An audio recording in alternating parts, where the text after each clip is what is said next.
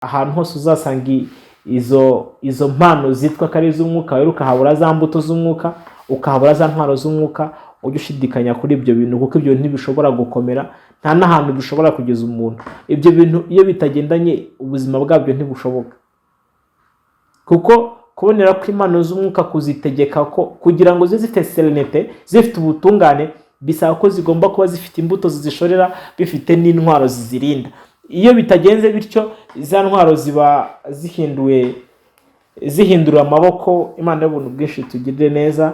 Iyo usanga hari ubwibone, iyo usanga hari ugushaka inyungu bwite, iyo usanga hari amaso areba ku bya none, burya ibyo bintu biba bipfuye.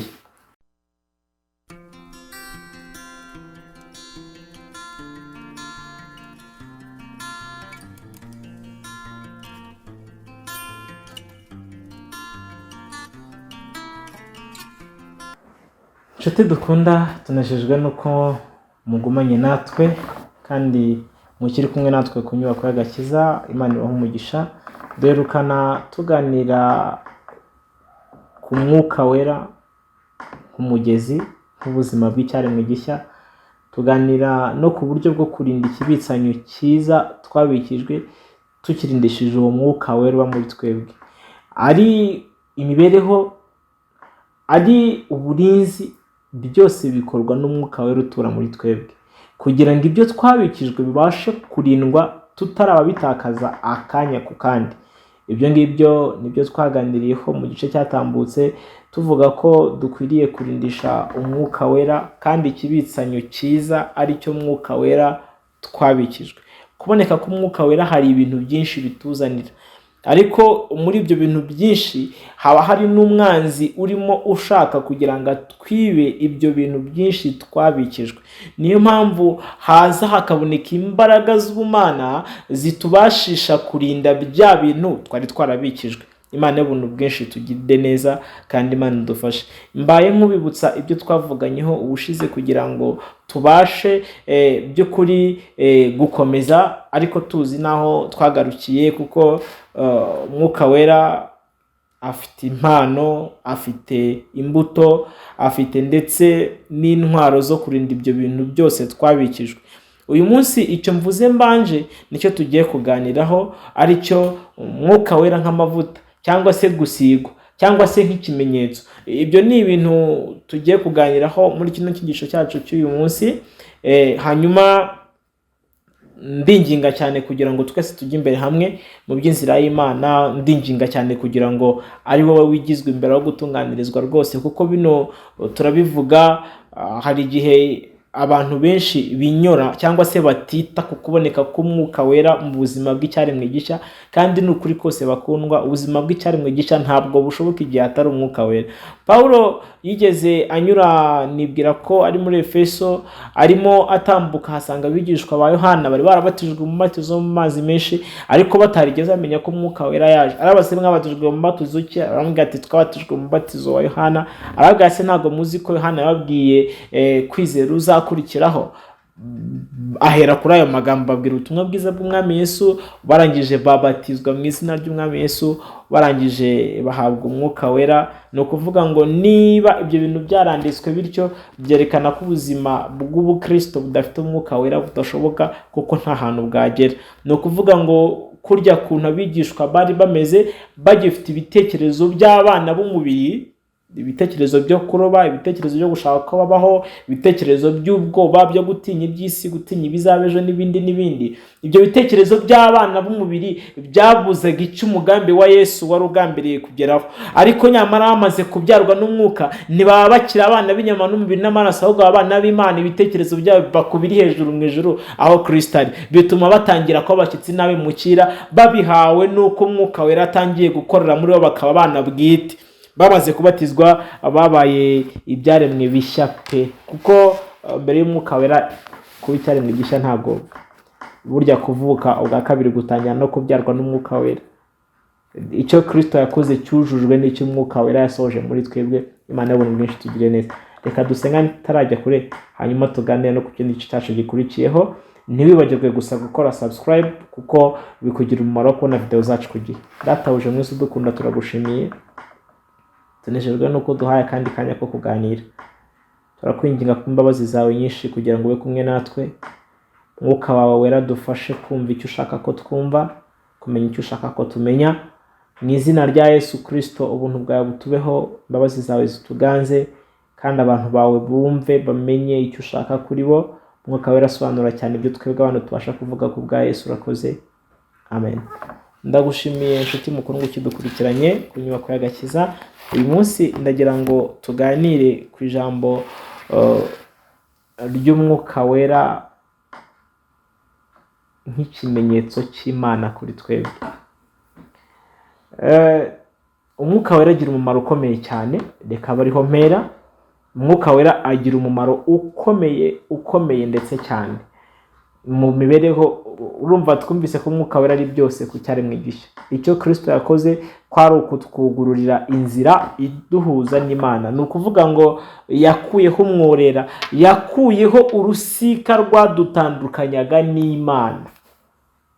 Hanyuma umwuka wera aba umuhanda, aba umushorera wo kutuyobora akadushyikiriza Data wa twese tudafite ikizinga n'umunkanyari, tuyobowe mu bwiza nk'uko umugambi w'Imana wari uri n'uyu munsi ari kukiri. Kuko Imana ntishaka ko hari umuntu n'umwe warimbuka, ishaka ko bose bakizwa bakamenya ukuri. Nyuma yo kwizera icyo Kristo yakoze, ntabwo bisobanura ko umuntu amaze kugera ku mugambi cyangwa se ku ntego ku cyo Imana yashatse kwabacyo. Burya uko kuremwa kwa Kristo muri twebwe, gutunganywa rwose ni ibintu bishorerwa n'umubyeyi ari we Mwuka wera muri twebwe. Rero muri uwo murimo, kuko Kristo yaduhaye umurimo wo kumwunga n'abandi, kuko Imana yashakaga kwiyunga n'abantu, ibikoresha Kristo atukunga n'Imana. Ariko tumaze kwiyunga n'Imana, Kristo nawe adutuma nk'uko se yamutumye. Ni mu gice 17 cy'ubutumwa bwiza bwa Yohana. Adutuma nk'uko se yamutumye kugira ngo tube intumwa mu cyimbo cye. Nicyo gituma mu mirimo umwuka wera akora no mu mimaro umwuka wera akora, atubashisha gukora iyo nshingano. Niho uzumva inshuro nyinshi ijambo ryitwa impano z'umwuka wera. Pawulo yagendikiye Abakorinto mu gice 13, ariko ntago ari byo ndi butindemo cyane, kubera ko nshaka kuvuga ikintu kiri personal, ikintu cy'umuntu bwite akwiriye gutunga. Mu gice 13, ariko yaratangiye kuvuga iby'impano iruta izindi, ariko reka nisubirire hejuru gatoya. Mereye kuri 12, Pawulo yarimo asobanura ko hariho uburyo bwinshi bwo gutanga, bwo kugabura, bwo kumenyesha abantu Imana. Niyo mpamvu yavuze ngo uko impano z'umwuka zitandukanye. Uwo ni umutwe w'amagambo w'igice cya 12. Agenda atandukanya uburyo umwuka wera abasha guha umuntu ikintu kikaba impano, akagikoresha mu murimo wo kunga abantu n'Imana, kuko niwo mugambi w'Imana. Yavuze ko hariho uburyo bwinshi bwo gukora, ariko Imana ikorera muri bose ikaba ari imwe. Avuga yuko umuntu wese ahabwa ikintu kimwerekanaho uwo mwuka. Umwe agaheshwa ijambo ry'ubwenge n'uwo mwuka, undi agaheshwa n'uwo mwuka ijambo ryo kumenya, undi agaheshwa n'uwo mwuka kwizera, undi agaheshwa n'uwo mwuka impano yo gukiza indwara, undi agahabwa gukora ibitangaza, undi agahabwa guhanura, undi agahabwa kurobanura imyuka, undi agahabwa kuvuga indimi nyinshi, undi agahabwa gusobanura indimi. Ibyo byose umwuka wera ubikorera muri bose n'umwe. Ariko intego y'ibyo bintu abantu b'Imana bahabwa nyuma ya za mbuto, nyuma ya za ntwaro twavuganyeho, ni ukuvuga ngo iyo tugeze hano umuntu wese agira ikimwerekanaho. Ntabwo ari itegeko ko umuntu agira byose mu mpano y'umwuka, mu mpano z'umwuka, ariko ni itegeko ko za mbuto ziboneka ku giti cyatewe n'Imana, kandi ko za ntwaro nazo ziboneka. Niba ari ugukiranuka birareba twese, niba ari amahoro birareba twese, niba ari ubugwaneza birareba twese, niba ari byose, imbabazi, rukundo, buntu, birareba twese. ibigira ku ntwaro niba ari ukuri birareba, twese dusabwa kugira ukuri. Niba ari ubutumwa bwiza, twese turasabwa kumenyesha imbabazi twagiriwe. Niba ari kwizera, niba ari gukiranuka, niba ari ugusenga, niba ari agakiza, niba ari ijambo ry'Imana, twese biratureba. Ariko ku mpano z'umwuka wera haba kuko ari igikoresho umuntu ahabwa cyo kumufasha kunga abantu n'Imana, cyangwa se kubamenyesha kubaho by'ukuri kw'Imana ibana nawe yamubyaye. Bishoboka kenshi ko umuntu ashobora kugira kimwe muri ibyo ngibyo, cyakagera 2 cyangwa 3 cyangwa se byose, biterwa n'Imana itanga, biterwa n'aho Imana igushaka, n'aho igambiriye kugukoresha. Ibyo sindi ubitindemo, gusa impano zitangwa n'umwuka wera ni impano ziboneye, ni impano zitangwa freely ku buntu, zigakoreshwa ku bundi buntu mu ntego yo kumenyesha abantu Imana. Iki ntabwo nakirengagiza kuko nsigaye mbona niba ari n'impano z'umwuka wera zikora, ariko zikoreshwa mu nyungu zitari zo kunga abantu n'Imana, ahubwo zabaye igikoresho cyo gukoreshwa mu gushaka inyungu bwite, mu gushaka agaciro bwite, mu gushaka imiyase, mu gushaka n'ibindi bintu byo mu isi by'inahangaha. Ariko ibyo ntabwo ariko bimeze. Impano z'umwuka wera zitangirwa gusa kugira ngo zigirire umumaro itorero, kandi zigirire umumaro Imana izitanga, kugira ngo abantu bamenyeshwe ubuntu n'urukundo n'ineza by'Imana. Ibyo sindi ubitindemo cyane, none ubu ngubu ntabwo ndi ubitindemo, kuko nubwo benshi ubona babiteshutsemo, usanga barimo bagenza ukundi, cyangwa se ubundi ugasanga ibyo bavuga ko ari impano z'umwuka wera ugasanga sibyo, kubera ibibiranga. Ahantu hose uzasanga izo mpano zitwa ko ari iz'umwuka wera, ukahabura za mbuto z'umwuka, ukahabura za ntwaro z'umwuka, ujye ushidikanya kuri ibyo bintu, kuko ibyo ntibishobora gukomera, nta n'ahantu bishobora kugeza umuntu. Ibyo bintu iyo bitagendanye, ubuzima bwabyo ntibushoboka, kuko kubonera ko impano z'umwuka kuzitegeka ko kugira ngo zibe zifite serenite, zifite ubutungane, bisaba ko zigomba kuba zifite imbuto zizishorera, bifite n'intwaro zizirinda. Iyo bitagenze bityo, za ntwaro ziba zihindura amaboko. Imana y'ubuntu bwinshi tugirire neza. Iyo usanga hari ubwibone, iyo usanga hari ugushaka inyungu bwite, iyo usanga hari amaso areba ku bya none, burya ibyo bintu biba bipfuye. Imana y'ubuntu bwinshi tugirire neza. Reka ne gutinda kuri bino, kuko Imana niducira kanzu tuzabiganira tumaze gusa nk'abaca ku mayange tuvuga ibyerekeranye n'inyubako. Reka twivugire ku mwuka wera nk'ikimenyetso cy'Imana muri twe. Umwuka wera ni ikimenyetso cy'Imana. Mu gihe cyabanje, reka bariho ntangirira mu isezerano rya mbere, nitujya kuvuga ikimenyetso birakorohera kubyumva cyane. Mu gihe cyabanje hariho ibimenyetso byinshi Imana yitaga ko ari ibimenyetso byayo. Ndagira ngo unkurikirane witonze, tujyane icyanditswe ku kindi cyanditswe. Ikimenyetso cya mbere Imana yatanze ni ikimenyetso cyo gukiranuka. Ni ikimenyetso Imana yahaye Aburahamu mu gice cya 17, aricyo kimenyetso cy'umuhango wo gukebwa. Cya 17 ku murongo wa 11 mu itangiriro handitse ngo, muzakebwa umunwa w'ibyo mwambariye, kizaba ikimenyetso cy'isezerano ryanjye namwe. Umuhungu wese wo muri mwe uzaba amaze iminsi 8 avutse azakebwa. Ibyo byari ikimenyetso cyo gukiranuka. Umwanditsi w'Abaheburayo niwe wabivuzeho cyane, ahamya ko Imana yahaye Aburahamu ikimenyetso cyo gukebwa nk'ikimenyetso cyo gukiranuka, cyangwa se nk'ikimenyetso cy'isezerano Imana yaregeranye nawe. Mu gihe cyakurikiyeho habayeho ibindi bimenyetso Imana yagiye itanga, tuzanavugaho no mu minsi iri imbere, kuko hari ibyo abantu b'Imana bagenda bitiranya bakagwa mu mutego wa Satani. Reka mu kuva mu gice cya 12 ku murongo wa 13 haboneka ikindi kimenyetso cy'amaraso yasizwe ku nkomanizo z'imiryango mu gihe cya Pasika y'Abayuda bwa mbere iremwa igihe bari bakiri muri Egiputa. Marayika yategetse ko hasigwa amavuta amaraso ku nkomanizo z'imiryango kugira ngo kibabere ikimenyetso cyo kunyurwaho na marayika urimbura. Ibyo byarabaye mu gihe cyabyo. Hanyuma nyuma yaho haza kuba ikindi kimenyetso, aricyo kimenyetso cyo gucungura uburiza, cyagombaga kumera nk'ibishyizwe mu ruhanga rwabo ndetse nk'ibishyizwe ku kuboko kwabo kw'iburyo.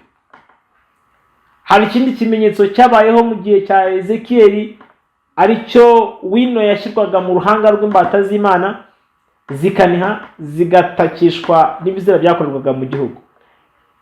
Hari n'ikindi kimenyetso gikunda gutindwaho cyane mu minsi ya none, aricyo kimenyetso cyo kuruhuka amasabato.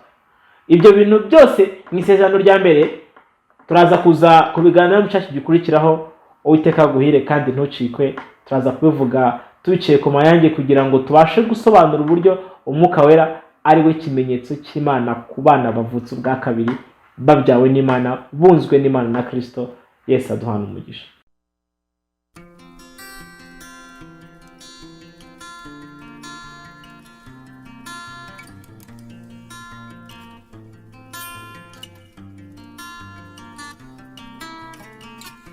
Inshuti mukundwa, tunejejwe nuko ngiye kubana natwe nyuma kano karuhuko. Ndagira ngo tuganire twihuse ku byerekeranye n'ibimenyetso twari tumaze kuvuga byabonekaga mu isezerano rya mbere.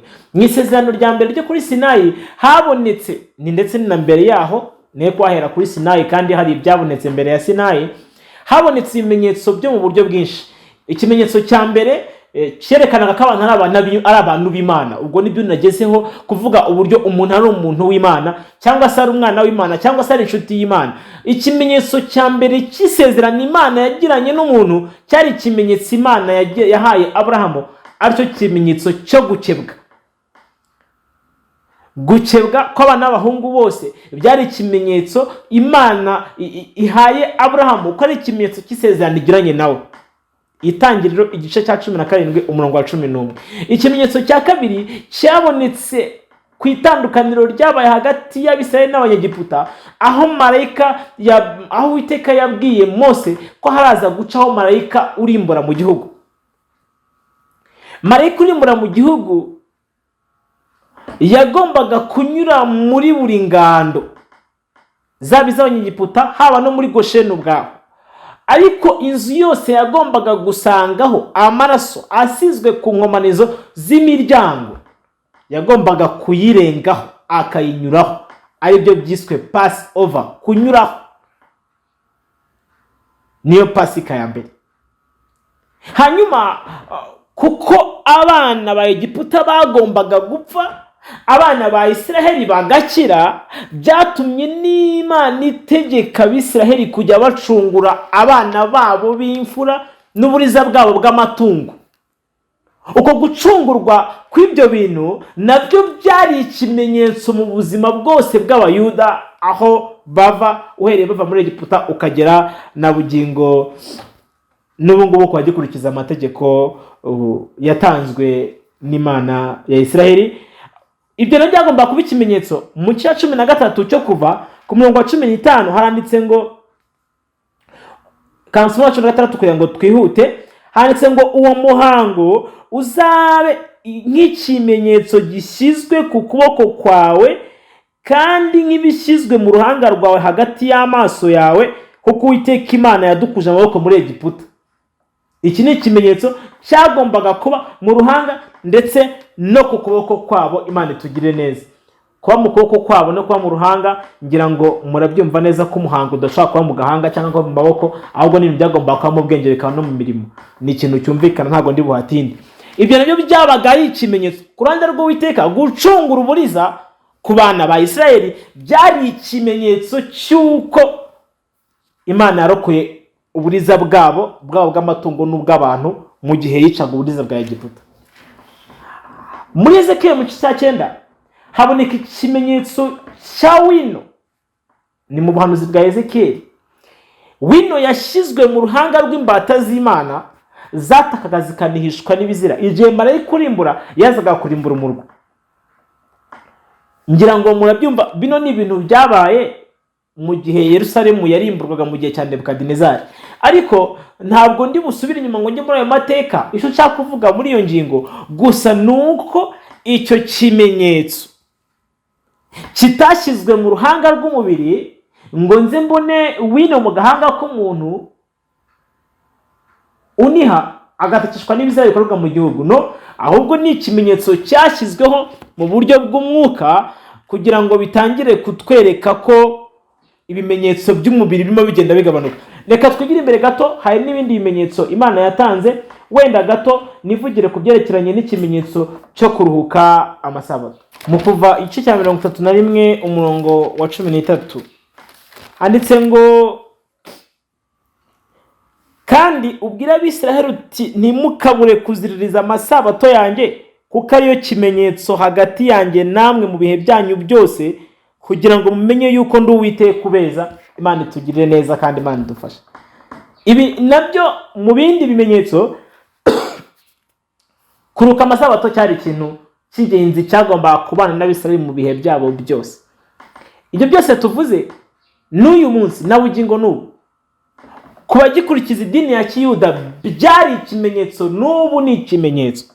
Uretse kino cyo muri Ezekiel mu gice cya 9 cyonyine, ibindi byose biracyariho. Ikimenyetso cyo gukebwa, ikimenyetso cyo gucungura uburiza, icyo gusiga amaraso ku nkomane z'imiryango nacyo cyagendanye n'igihe cya Pasika, ntabwo ndi bubitindemo nabyo. Icyo kuruka amasabato nacyo kirimo, ariko munyemerere twihute tujye mu isezerano rishya. Icyatumye mvuga ngo Umwuka Wera niwe kimenyetso cy'Imana mu gihe cyacu cya none, aho Kristo yaje atakiro kudutegeka bya bindi ngo bibe ikimenyetso cy'uko turi abana b'Imana, ahubwo tugiye kubona ikimenyetso kitwereka ko turi abana b'Imana by'ukuri. Ndagenda ku murongo ku kimenyetso cya mbere cyo gukebwa Imana yahaye Aburahamu. Iyo tugiye mu byanditswe byera mu Bakolosayi mu gice cya 2:11 mu Maroma 2:29 tuhasanga amagambo atubwira yuko tutagikeneye. Mwihangane ayo magambo nyasome. Igice cya 2:29 handitse ngo, ahubwo umuyuda wo mu mutima niwo muyuda ahubwo umuyuda mu mutima niwe muyuda, kandi gukebwa ko mu mutima n'umwuka kutari uk'umubiri niko gukebwa nyakuri. Umeze atyo ntashimwa n'abantu, ahubwo ashimwa n'Imana. Abakolosayi igice cya 2:11 naho Paulo yasobanuye ko muri we ari naho twakebewe gukebwa kutari ukw'intoki, ahubwo twakebewe gukebwa kuva kuri Kristo, ariko kwiyambura umubiri w'ibyaha bya kamere. Ni ukuvuga ngo muri Kristo Yesu gukebwa kwacu ni ukwiyambura umuntu wa kamere. Ni ukuvuga ngo ntabwo gukebwa k'umubiri ariko kubasha kutwunga kuba ikimenyetso cy'uko turi abantu b'Imana, abana b'Imana, no, ahubwo gukebwa ko mu mwuka, ariko gukebwa na Kristo, ariko kwiyambura umuntu wa kera, umuntu w'ibyaha bya kamere, niko gukebwa nyakuri, niko kudutera kuba abayuda nyakuri. Imana ibona ubwinshi tugire neza. Ikimenyetso cya kabiri cyo gusiga amaraso ku nkomane z'imiryango nacyo, uyu munsi Pasika yacu yaratambwe, dukeneye ko amaraso ya Kristo yeza ubugingo bwacu. Ibyo uzabisanga mu gice 12 mu gice 22 cy'Ibyahishuwe umurongo wa 14, aho bivuga ngo bameseye ibishura bya mu maraso y'umwana w'intama. Ni itegeko cyangwa se biradukwiriye ko natwe imitima yacu yejeshwa amaraso, igitambo cya Kristo, kugira ngo tunyurweho n'amarayika kurimbura, uje kurimbura abana ba Egiputa. Imana itugirire neza. Kandi kuguma muri iyo nzu yo yejejwe iri ko amaraso ku nkomane y'umuryango, bisobanuye ko mu gitondo gikurikiraho twisanga mu gitondo kidafite uburetwa ku bitugu byacu, aho twisanga mu gitondo cy'umuzuko tubihawe na Kristo wadutsindishirije. Sindi butinde muri ibyo ngibyo.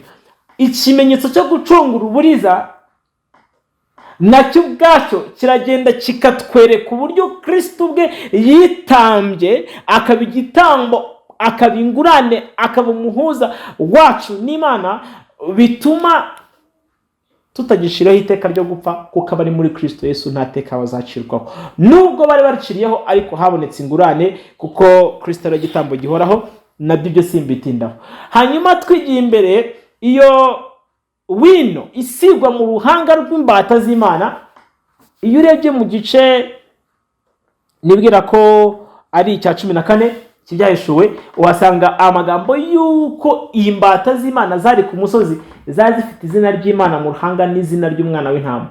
Ayo mazina ntabwo ari amazina yandikwa gutyo, ahubwo nuko mu mitima yabo, mu bwenge bwabo habaga harimo icyo. Ni ikimenyetso, Imana Data n'umwana w'intama mu bwenge bwabo, aribo nyambere, aribo babanza, aribo bari imbere muri byose byabo. Hanyuma hakaza ikindi kimenyetso cyo kuruka amasabato. Icyo nacyo iyo tugeze muri Kristo Yesu dusanga, iyo twumva sanse, iyo twumva aho ubutumwa bwiza butujyana, dusanga by'ukuri Icy'Imana ishaka atari uko imibiri yacu iruhuka ngo tuba uyu munsi tuticaye tutagize akazi dukora, ahubwo dusanga icy'ingenzi Imana yashakaga ari uko imitima yacu iruhuka. Kuko kuruhuka k'umubiri nshobora no kubaho ntafite akazi kandi n'ubundi nkaba ndushye. Kristo ahamagara ntabwo yahamagaye ngo azaruhura abantu bafite imitwaro, no, abantu bikoreye umutwaro wo kureka, ahubwo yashakaga abantu baremereye mu mitima. Rero icyo Kristo ashaka ni ukudutura iyo mitwaro akaduha uburuhukiro nyakuri, kuko uburuhukiro Imana ishaka abantu bayo bagira ntabwo ari ubwo kwicara batakoze, ahubwo n'ubwo kuruhuka bya bindi bibaremerera.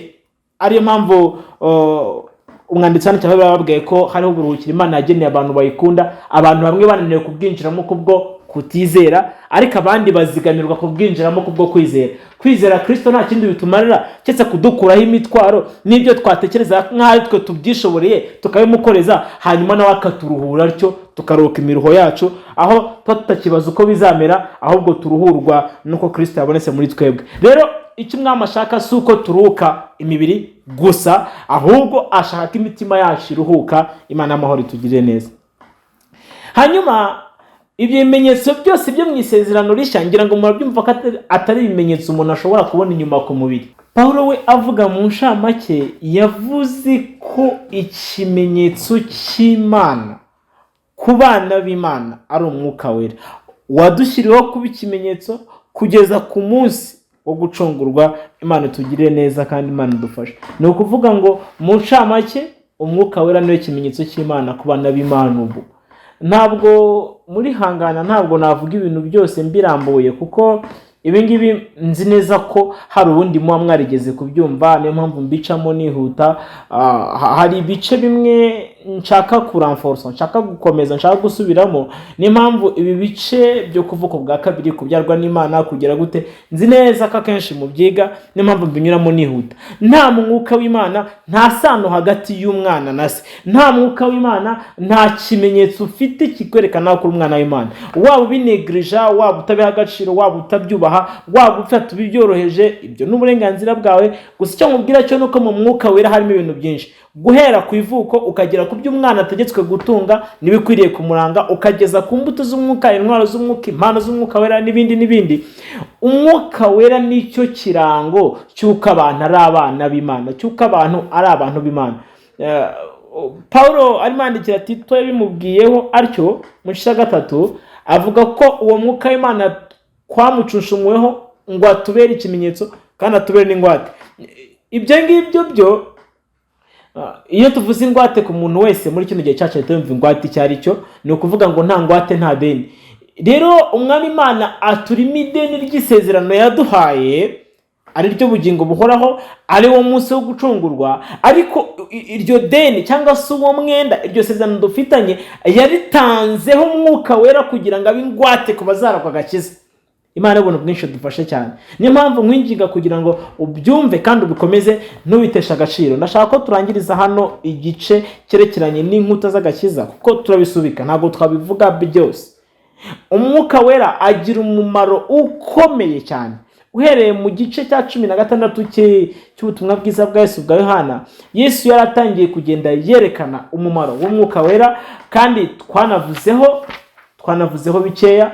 Mwuka wera agira umumaro munini cyane. Mwuka wera agira umurimo wo kuduhuza n'imigisha y'Imana iri muri Kristo Yesu. Mwuka wera agira umurimo wo kutubasha kwera imbuto z'umwuka, agira umumaro wo kutubasha gutunga intwaro z'umwuka, agira umumaro wo gutuma tuba abanyamumaro ku Mana. Mwuka wera niwe byose muri byose ku itorero. Niwe mufasha, niwe mwigisha, niwe muyobozi, niwe mujyanama, niwe mufete byose tubitunga kubwe, kuko niwe buzima. Turi abana b'umwuka, ntabwo turi abana b'umubiri. Umwuka wera ni ubuzima ku cyaremwe gishya. Niyo mpamvu ubwo buzima bukorera muri twebwe igihe uwo mwuka wera ari uganje, igihe ari uyoboye. Imana yo mu ijuru dufashe cyane.